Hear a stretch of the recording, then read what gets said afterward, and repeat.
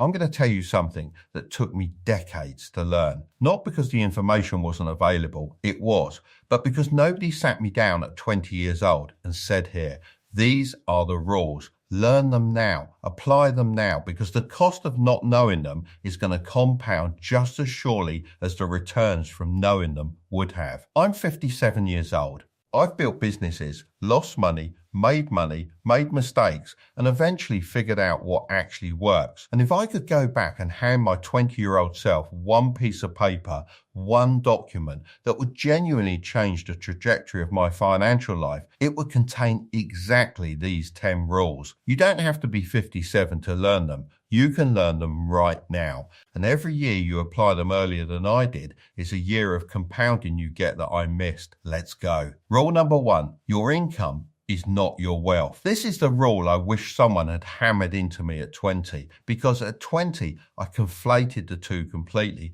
I thought earning more money meant building more wealth. I thought the goal was a higher salary. It is not. Wealth is not what you earn. Wealth is what you keep and what you do with what you keep. I have met people earning extraordinary incomes who have nothing to show for it after 20 years of working. And I have met people on modest incomes who built genuine financial independence through consistent, disciplined saving and investing. The number on your payslip is irrelevant compared to the gap between that number and what you spend. The gap is everything. The gap is the only thing that actually builds wealth. At 20, I spent almost everything I earned. Not on extravagances, just on life, on social spending, on things that felt reasonable in the moment. And every pound I spent was a pound that wasn't compounding. Every year I did that was a year of compounding I never got back. Protect the gap. Widen it every time you get the chance, and never ever confuse your salary with your wealth. Rule number 2, time is your most valuable financial asset and you are spending it right now. When you're 20, time feels infinite. Retirement is 45 years away. Investing can start later when you have more money, when you understand it better, when you feel more settled. This thinking is the most expensive mistake most young people make, because time in investing is not just valuable, it is the primary driver of returns, more than your investment choices, more than your stock picking, more than your market timing. Let me give you the number that made this viscerally real for me. If you invest just £100 a month from age 20 to 65, 45 years at 8% average return, you end up with approximately £560,000. If you wait until 30 to start the same thing, same amount, same return, you end up with approximately £240,000. The 10 years you waited cost you £320,000. £320,000 for 10 years of waiting. That felt completely reasonable at the time. Time is the asset. You are spending it whether you invest it or not. The only question is whether you're investing it wisely. Rule number 3. Not all debt is equal, and understanding the difference changes everything. At 20, I thought debt was simply bad. Full stop. Avoid it. Which meant I didn't think carefully about which debt was genuinely destructive and which debt could actually be strategic. Here's the framework I wish I'd had. Destructive debt credit cards, personal loans for lifestyle spending. Buy now, pay later is debt that finances things that don't generate any return. You borrow money, you pay interest, you have nothing to show for it except the thing you consumed.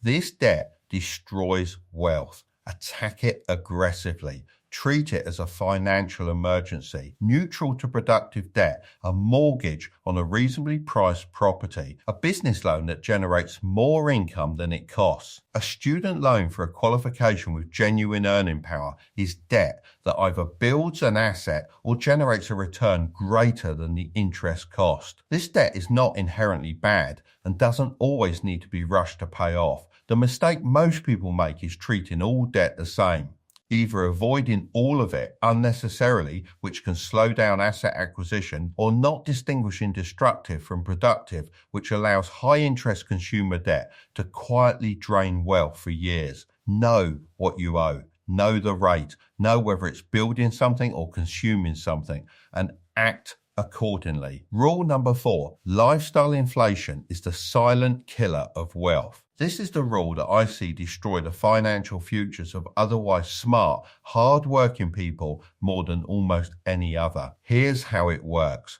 You get a raise. Brilliant. Your income goes up by £500 a month. And almost automatically, without a conscious decision, your spending goes up to absorb it. A nicer flat, a newer car, better restaurants, more holidays. Your income went up £500. Your spending went up £500. Your wealth building gap stayed exactly the same. This is lifestyle inflation, and it is the reason that most people, regardless of how much their income grows over a career, end up in roughly the same financial position relative to their expenses as when they started. The rule I wish I'd had at 20, every time your income increases, consciously allocate the increase before lifestyle can absorb it. Half to investments, half to lifestyle if you want, but never let the full amount disappear into spending without a deliberate decision. Income growth is the greatest wealth building opportunity most people ever have, and most people waste it without realizing. Rule number 5. Start investing before you feel ready, because you'll never feel ready. I've already talked about this, but it deserves its own rule because it's that important. At 20, I thought investing was for people who understood the stock market, for people with significant savings, for people who were financially settled, for people who weren't me yet. Every year I thought that was a year of compounding I didn't collect. And by the time I genuinely started, consistently and with real commitment, I had lost years that I never got back. The threshold for starting is not understanding everything, it's understanding enough. And enough is, index funds give you diversified exposure to the broad market, historically returning around 8 to 10% annually over long periods, with no requirement to pick individual stocks or time the market. That's enough. That's all you need to start. Everything else you learn along the way. Rule number 6. The stock market is not a casino, it is an ownership machine. This framing changed everything for me, and I think it changes everything for most people who genuinely internalize it. When you think of the stock market as a casino, you are thinking about prices, up or down, win or lose, and prices going down feel like losing. When you think of the stock market as an ownership machine, a mechanism for buying tiny stakes in real, productive businesses, everything changes. When the market drops and your index fund loses 20% of its value, what has actually happened? The businesses you own are still operating. Their employees still came to work. Their products are still being sold. Their underlying value has not changed by 20%. What changed is the price that frightened sellers are willing to accept for their ownership stakes. And for a long-term buyer, someone with years or decades ahead of them, lower prices are not bad news. They're an opportunity to buy more ownership at a discount. This is the mindset that keeps you invested during downturns, not stubbornness, not recklessness. The clear understanding that you own pieces of real businesses and temporary price movements don't change what those businesses are fundamentally worth. Rule number 7. Your skills are your most important financial asset. Invest in them relentlessly. At 20, I did not understand this. I thought my financial future was determined by what job I could get, not by what I could learn, become, develop, and offer. Here's what I know now. Your income, the engine of all your wealth building, is determined almost entirely by how valuable you are to the market. And how valuable you are to the market is determined by what you know, what you can do, and what results you can produce for other people.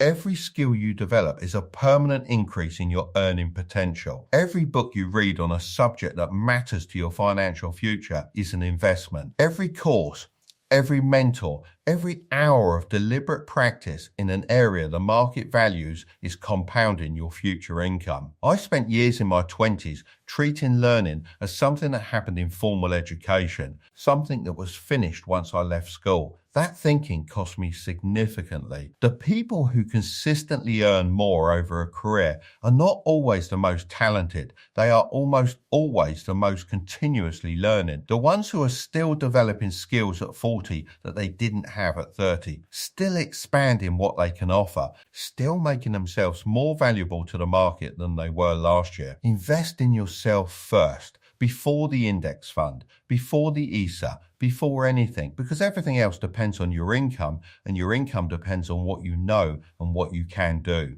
Rule number 8, multiple income streams are not a luxury, they are protection. At 20, I had one income stream, my job.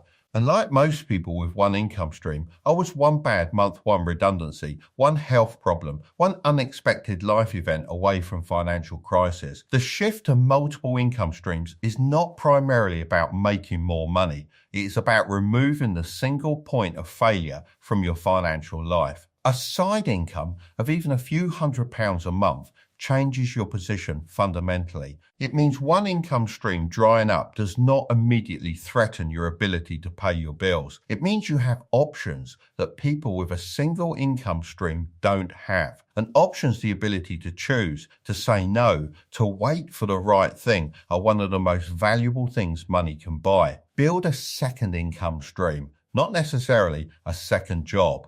A skill-based side hustle, a digital product, a small invest in income. Anything that means your financial stability is not entirely dependent on one source continuing to function perfectly. The security this creates is worth more than the money itself. Rule number 9, the people around you are shaping your financial future. Choose them carefully. This one took me the longest to understand, and I think it's the most underrated rule on this list. The financial behaviors of the people closest to you are contagious. Not maliciously, not deliberately, just naturally, because we are social animals who calibrate our sense of normal against the people around us. If everyone in your social circle spends everything they earn, that spending feels normal. If everyone in your circle carries credit card debt, that debt feels normal. If nobody in your circle investing feels unusual, optional, something other people do. And if everyone in your circle is building wealth, investing consistently, and talking about money honestly and intelligently, that behavior feels normal too. You are not going to become significantly different financially from the people you spend the most time with, not because you lack discipline or intelligence, but because normal is enormously powerful and your circle defines your normal. Seek out people who are building wealth, not to drop your current friends, but to add voices to your life that model the financial behavior you want to develop. Books, online communities, mentors, people who are where you want to be financially and are willing to share how they got there. Your environment shapes you whether you're aware of it or not. Shape it deliberately. Rule number 10, the goal is not money, it is freedom, and knowing the difference matters enormously. This is the rule that took me the longest to learn, and in some ways it's the most important one. For years I chased money as the goal, more money, higher income, bigger numbers, and I found as almost everyone who chases money as the goal finds that the numbers never felt like enough, that the goalpost kept moving, that the satisfaction was always temporary and the hunger was always renewed. The shift that changed everything was reframing what money actually is. Money is not the destination. Money is the vehicle. The destination is freedom, the ability to choose how you spend your time, to do work you find meaningful rather than work you feel trapped into, to spend your days with people you choose rather than people circumstance assigns you. Financial freedom is not a number. It is a state. The state where your assets generate enough income that work becomes optional and everything you do from that point is chosen rather than compelled. When you understand that the goal is freedom, not wealth for its own sake, every financial decision looks different. The money you invest is not money you're giving up. It's freedom you're purchasing. The compound interest accumulating in your portfolio is not an abstract number. It's future days of genuine choice. Buy freedom every month, consistently, and give it time. 10 rules, a decade of mistakes condensed into 20 minutes. Your income is not your wealth. Time is your most valuable asset. Not all debt is equal. Lifestyle inflation is the silent killer. Start investing before you feel ready. The market is an ownership machine. Invest in your skills relentlessly. Build multiple income streams. Choose your circle carefully. And the goal is freedom, not money. I didn't know all of these at 20. Most of them I learnt slowly, expensively, through years of doing the wrong thing and eventually figuring out the right one. You don't have to learn them that way. You have them right now. All 10 in one video. The only question is what you do with them. If even one of these rules lands today, if even one of them changes how you think about your money from this moment forward, that rule will compound over the years ahead in ways that are impossible to fully predict, but genuinely extraordinary. Apply them, all 10. Starting today. If this video gave you something real, subscribe to this channel. Every week, practical, honest content about building wealth from wherever you're starting. Drop a comment below. Which of the 10 rules hit you hardest? Which one are you going to apply first? Tell me. I read every comment and I reply to as many as I can. I'll see you in the next one.